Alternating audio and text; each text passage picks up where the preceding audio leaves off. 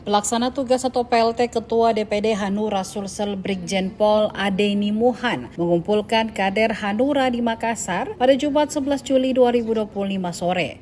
Brigjen Polisi Purnawirawan Dr. Andes Haji Adeni Muhan MM yang telah hadir pada kesempatan sore. Konsolidasi digelar di Hotel Swiss Berlin Panakukang, Jalan Boulevard, Kecamatan Panakukang, Kota Makassar. Kegiatan ini dilakukan menjelang musyawarah daerah atau Musda Partai Hanura Sulsel. Namun dari 24 ketua DPC Kabupaten Kota yang diundang, 4 diantaranya tidak hadir, yakni Ketua DPC Hanura Jeneponto, Andi Mapatunru, Ketua Hanura Selayar Safarudin, Toraja Utara, dan Parepare. Konsolidasi tersebut juga dihadiri oleh mantan Ketua DPD Hanura Sulsel Amsal Sampetondok. Begitu ada unjuk rasa dari pemilihannya semakin hari semakin merosot karena dedikasi loyalitas yang kita berikan ini hanya untuk orang per orang, kelompok-kelompok saja, tidak kuat.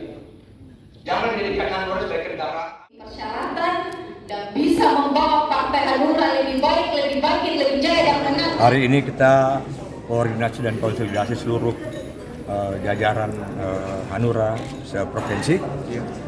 Mengawali dari pertemuan ini tentunya kita sudah menyiapkan beberapa agenda atau tahapan-tahapan yang telah disampaikan oleh Ketua Panitia dalam rangka Musda. Jadi kalau untuk tanggal dan seterusnya tentunya sudah kami laporkan tadi, tinggal itu saja dikembangkan. DPP menginginkan bahwa menyelenggarakan kegiatan ini dengan baik dan benar, sesuai dengan aturan dan norma-norma yang berlaku. Nah, jadi pesannya di samping itu juga seluruh DPC termasuk juga anggota dewan bersama-sama untuk menyelenggarakan kegiatan ini. Jadi tidak lagi parsial, semuanya saling melengkapi. Mungkin figur eksternal bisa mendaftar di Musda. Ya, karena ini terbuka, siapapun boleh.